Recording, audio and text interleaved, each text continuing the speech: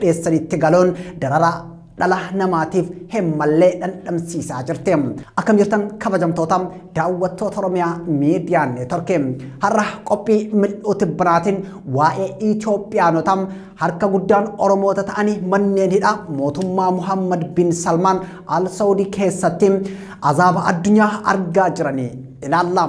Saudiin godaantota waggoota 50 oliif da'oo taateefitti maaliif dugda galtee dararaan mana hidhaa kana keessatti lammiilee kana irra gahaa jiru maal irraa maddee mootummaan Abiy Ahmed lammiilee isaa maaliif fudhachuu didee Itoophiyaan kan lammiilee kana fudhachuu dhabdeef rakkoo siyaasaati moo hanqina dinagdeetiin kabajni mootummoonni Itoophiyaanotaaf qaban kan akkamiiti kabajaa dhamuun lammiilee Itoophiyaa biyya ormaa jiranii maal irraa maddee mootummaa Itoophiyaatiif siyaasummaa moo namummatu dursaa dulli peestaala gurraacha eenyuuf hirmaachisee kan jedhu ilaalla. Ansaraay Sabaati gama ogummaa kaameraatiin Abdii Jamaal nafaana jira. Kun mil'oo tibbanaati.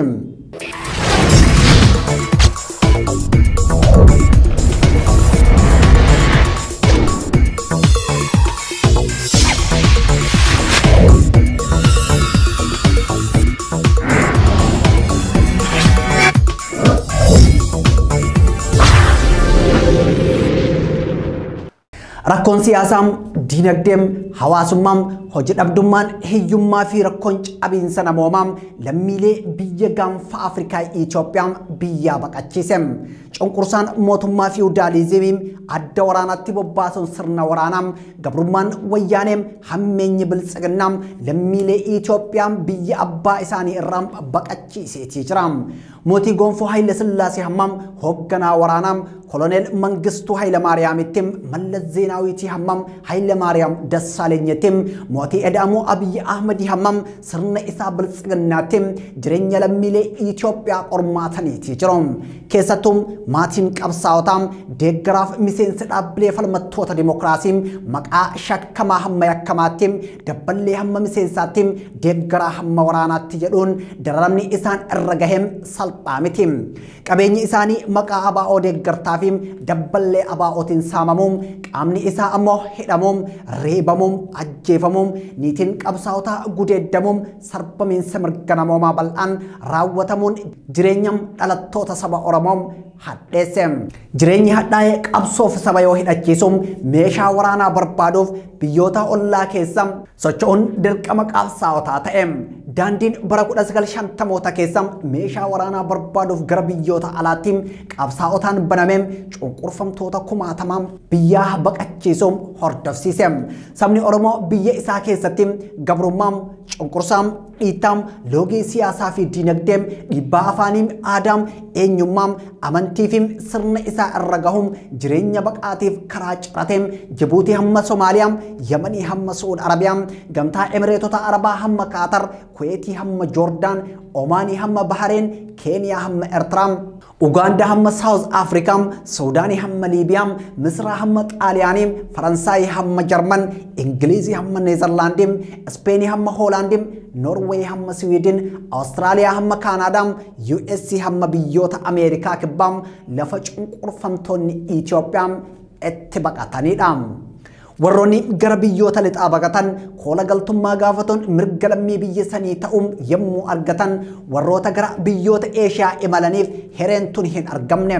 Keessattuu Itoophiyaanonni addatti ammoo Oromoonni biyyoota galoo galaana Edan keessa buufatan mootummoota biyya saniitiin qabaman gara biyyaa deebifaman kanneen turanidha.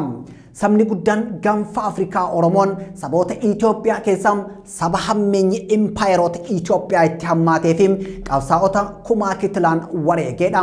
Saboota biyyattii keessaas saba bal'inaan baqateedha. Imala jireenya baqaa keessatti lafeen ijoollee Oromoo gammoojjii Sumaaleem, Saharaa Yamaniim, Saharaa Suudiim, gammoojjii Suudaanii fi Misraam, Saharaa Liibiyaa keessaa mul'atti.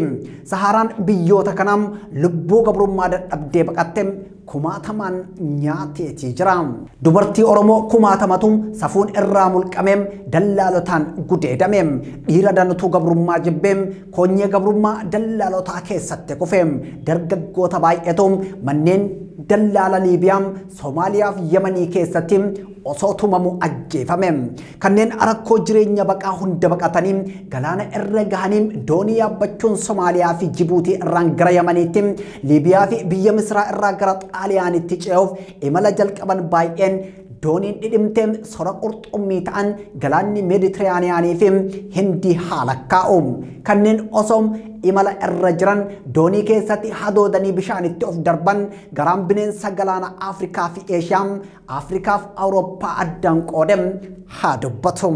Mootummaa wayyaanee keessa dargaggoonni Oromoo biyyaa baqatan Saharaa Suudaanii fi Liibiyaa, Suudaanii fi Misraa qaxxaamuruun yoo galaana irra gahan dallaalaan gidirfamuu fi ajjeefamuun irratti raawwatamaati ture. Liibiyaa biyya Muhammad Gaadaafii keessa kan buufatan saamtonni baqattootaa fi dallaalonni seeraan alaa Liibiyaa keessatti ilmaan namaa akka loonitti walitti gurguruun osoo birrii buusisuuf tuman kan ajjeesan hedduudha. Gammoojjii Somaaliyaa fi Jibuutii keessan kan galaana diimaa qaxxaamuree Yemanitti gad bu'e baay'een harka dallaaltotaa bu'uun gidiraa hedduu booda lubbuun darbeetii jira. Manneen hidhaa Yemen lubbuu lammiilee Itoophiyaa hedduun nyaateetii jira. Ji'ootaan dura yookaan ammoo bara 2021 keessa Yemen keessatti lammiileen Itoophiyaa 400 ol ta'an ibiddaan jiratti gubamanii jiru. Kun firii jireenya baqaati. Dararaa fi hammeenya kana booda imalli Yemen irraa gara Saudi Arabiyaatti taasifamuun imala biraati. Imaltoonni Saudii seenuuf imala Saharaa Haradii fi gaara yookaan qilee fiifaa qaxxaamuree magaalota Saudii Yemenitti dhiyoo jiran kanneen akka Jiizaan, Haayir, Dafaam, Kalaam, Jabalul Aswad, Jabalul Ashar, Ruba'aam, Farshaa fi kanneen biroo seenuuf imaluun lubbuun lammiilee rakkoo siyaasaa diinagdee fi cabiinsa mirga namoomaa baqatanii biyyaa bahanii Saharaa Haradii fi hallayyaa yookaan qilee fiifaa kan Saudii fi Yemen jidduutti argamu keessatti gaaga'amte baay'eedha. Lammiileen osoo biyya qabanii fi biyya isaanis qabeenya qabdu abbootii irreetiif jecha qabeenyaa fi biyya isaanii irraa baqataniif Saudiin quubsuma ta'uun kaaniif hojii, kaaniif barnoota, kaaniif daldala kennite ganna 50 Oromoota dabalatee Itoophiyaan darbees Afrikaanota danda'uun jiraatte. Godaantonni imala hadhaa keessa qaxxaamuranii erga Saudis ta'e biyyoota biroo seenan Itoophiyaa biyya mirga keenya sarbite biyyaa nu baafte jedhanii dugda itti hin galle. Jireenya baqaa hadhaa keessatti poolisootaa fi humna tikaa biyya keessa jiranii jalaa mammaleeqaa hojii ulfaataa hojjetaniin diinagdee argatan gara biyyam garaa itti jabaatte isaan baqachiiftee erguun jireenya maatii fooyyessuu hammam diinagdee Itoophiyaa utubuutti kaaznaa qabsoo sabaa ta'uu hammam lammiilee biyya keessatti rakkatan utubuutti shorri Oromoonni biyyoota galoo galaana edan taphatan salphaa miti.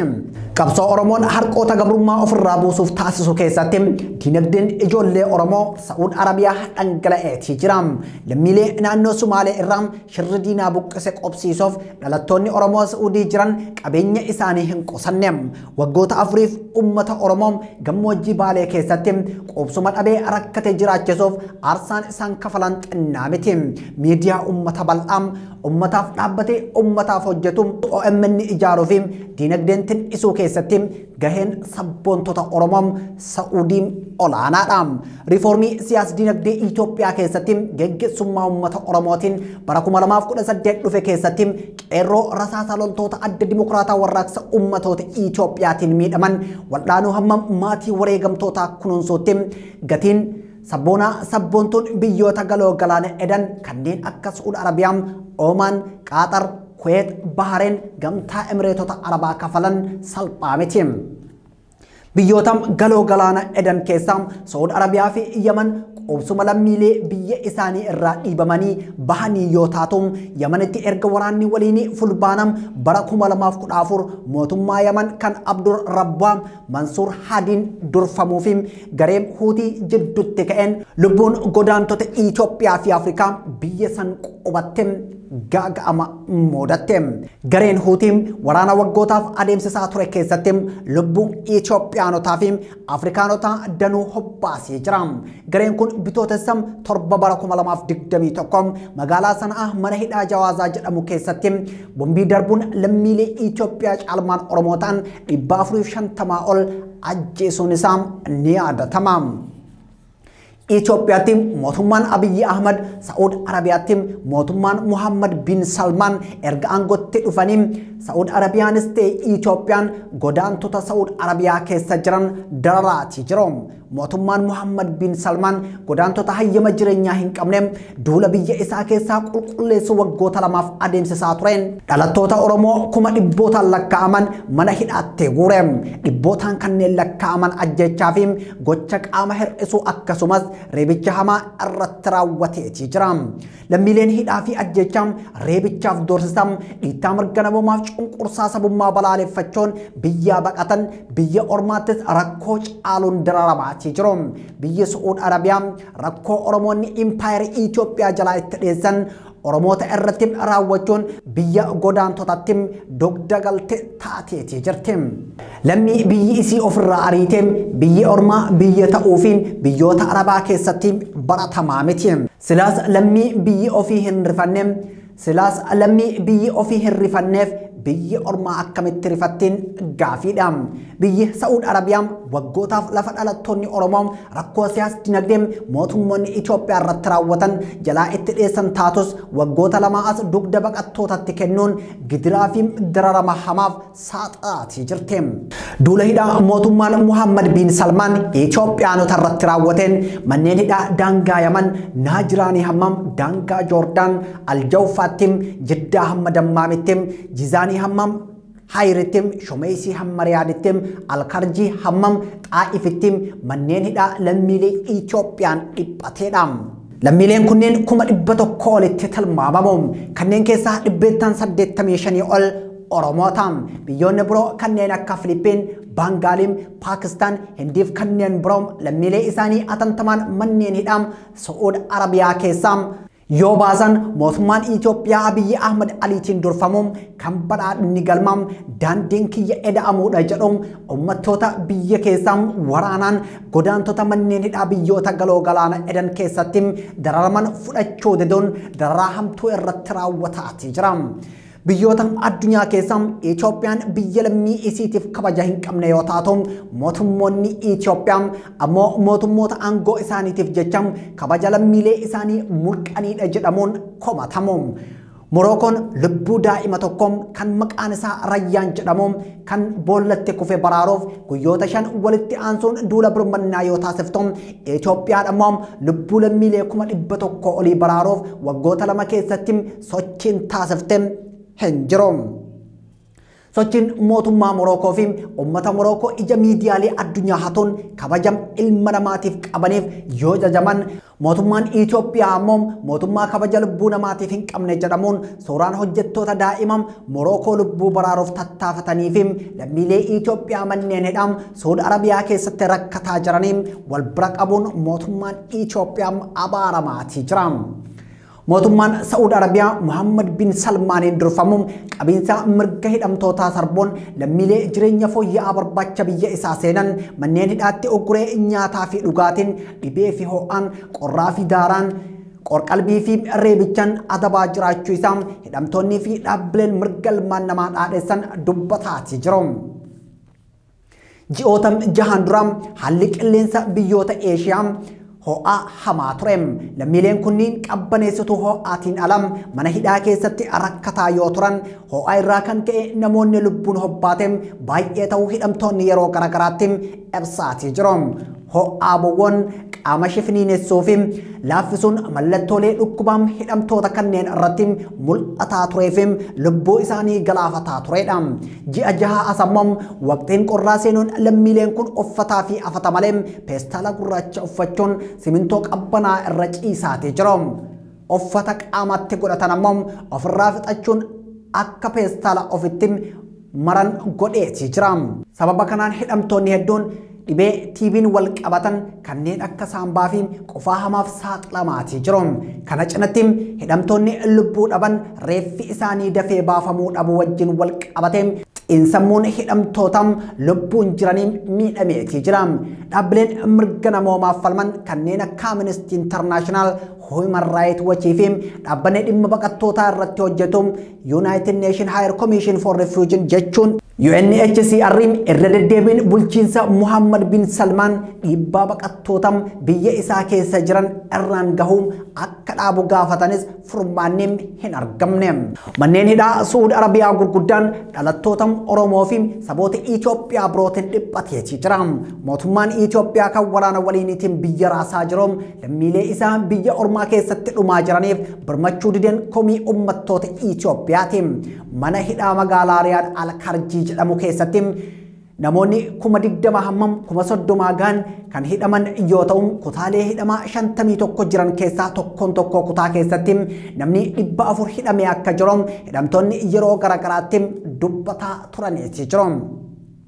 Manneen hidhaa biroo kanneen akka Naajiraan, Hayir, Shumeeysi, Riyaad, Dammam, Jeddaaf kanneen biroo keessatti haala wal fakkaataan mana hidhaa Al-Karjiin keessa jiruun lammiileen Itoophiyaa rakkataatii jiru. Hanqinni nyaataa dhugaatii, uffata qaamaa, uffata halkanii, afatam, qorqalbiin miidhamuu fi wal'aansa yaalaa argachuu dhabuun rakkoolee lubbuu hidhamtoota kanneenii gaaga'aa jiranidha.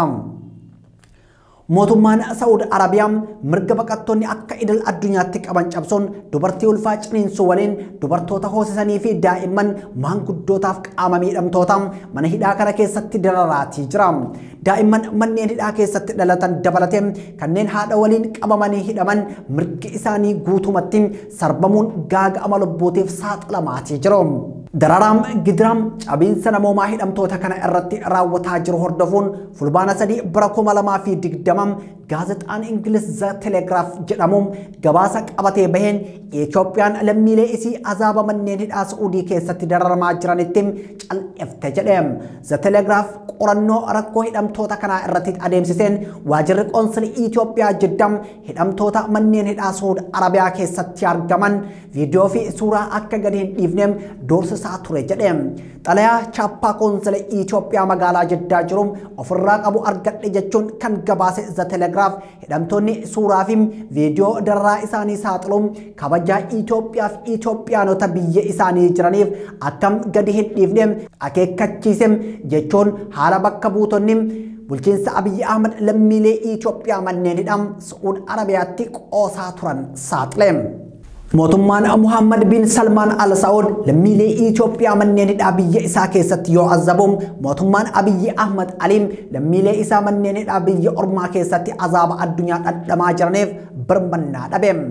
Saudi Arabiyaa fi Itoophiyaan Finfinnee fi Riyaad Muhammad bin Salmaanii fi Abiy Ahmed Aliim embaasiin Itoophiyaa fi embaasiin Saudi ambaasaadar Leencoo Baatii fi ambaasaadar Abdul Baaqim Ahmed Ajlan Ministeerri dhimma alaa Saudi Arabiyaa Faisal bin Faraafi Ministeerri dhimma alaa Itoophiyaa Dammaqaa Mokonnan dubbii himaan Ministeera dhimma alaa Itoophiyaa ambaasaadar Diinaa Muftii fi dubbii himaan Ministeera dhimma alaa Saudi rakkoo lammiilee Itoophiyaaf falakaa'uu hin dandeenye.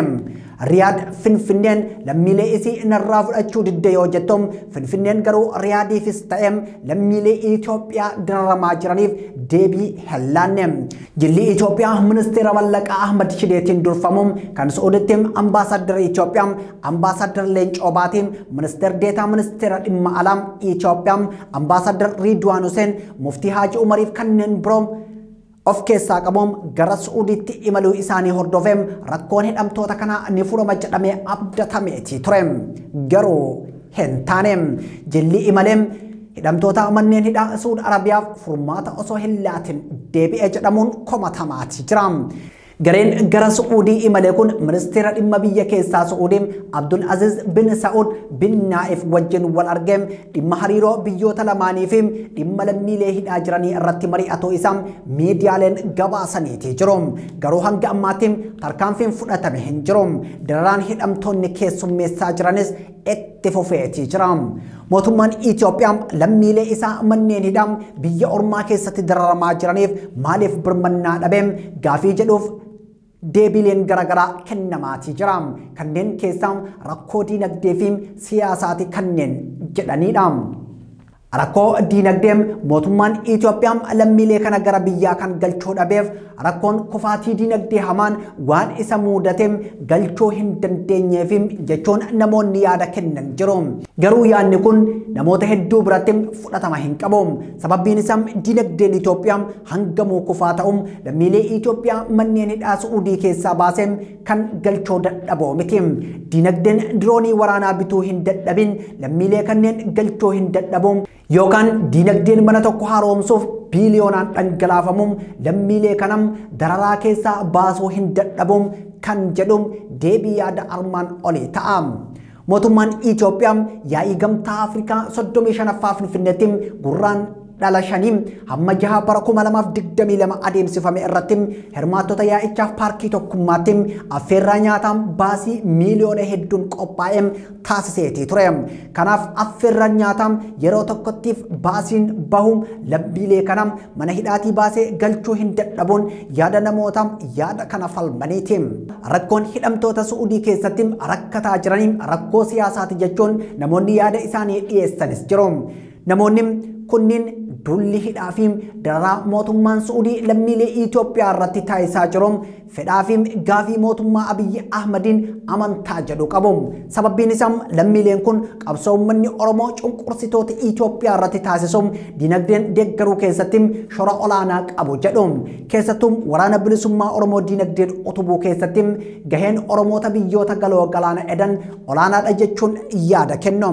Lammiileen kunniin gara biyyaattis yoo galan hidhattoota qabsoo bilisummaatti dabalamuu danda'u yookaan fincila qindeessuu danda'u kan jedhus sodaa mootummaa Abiyyi Ahmad ta'uu kan eeran namoonni yaada kana deeggaran. Kanaaf mootummaan Abiyyi Ahmad madda diinagdee qabsaa'otaa gogsuuf isaan adabuuf tarkaanfii kana fudhateen yaada isaaniiti.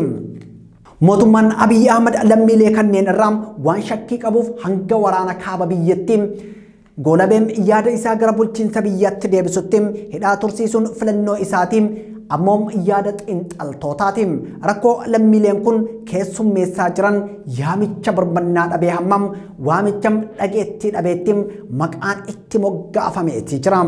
Torbee kana keessaa immoo dulli peestaala gurraacha kan hidhamtoota kanaaf sagalee ta'uu kaayeffate namoota siyaasaatii hamma xiinxaltoota siyaasaatti aartistoota hamma gaazexeessitootaatti fayyadamtoota miidiyaa hawaasaa hamma aktiivistootaatti hirmaachisee adeemsifamaatii jira. Dulli kun Finfinnee dabalatee biyyoota addunyaa imbaasii fi qoonsilaawwan Suud Arabiyaa jiran hundatti uummattoonni Itoophiyaa hiriira bahuun dararamaa lammiilee kana akka balaaleffatanii fi lammiileen kun gara biyyaatti akka deebi'aniif dhiibbaa akka taasisaniif yaamicha taasiseetii jira.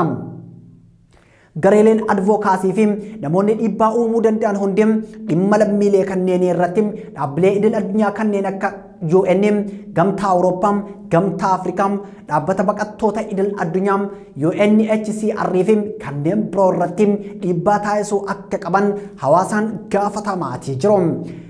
Dhaabbileen siyaasaa Oromoo Koongirensii Federaalaa Oromoo fi Adda Bilisummaa Oromoo rakkoo lammiilee kanaa hordofuun ibsa waxabajjii 21 bara 2021 waloon baasaniin dararaa mootummaan Suud Arabiyaatiin lammiilee Itoophiyaa irratti raawwatamaa jiru haa dhaabbatu yoo jedhan ibsa biraa kamisa darbe kan baase KFO'n yeroof wanti hundi hafeem mootummaan Itoophiyaa lammiilee keenya Suudii jiran baraaruu qaba jedhe. Adda Bilisummaa Oromoo ammoo ibsa sanbata kaleessaa baaseen dararaa mootummaa Suudiitiin lammiilee kana irra gahaa jiru gadduu erga ibsee booda dhaabbileen addunyaa kanneen akka UN, jaarmiyaaleen fayyaa fi dhaabbileen mirga namaaf qabsaa'an mootummaan Suudii hidhamtoota kana seera idil addunyaatiin akka qabuuf dhiibbaa uumuu qaban jedheeti jira. Muddee 20 bara 2020 keessa ibsa kan baase ammoo jaarmiyaan mirga namoomaa dhaadheessuun Human Rights Watch manneen hidhaa Suud Arabiyaa keessatti baqattoonni dararaa hamaa fi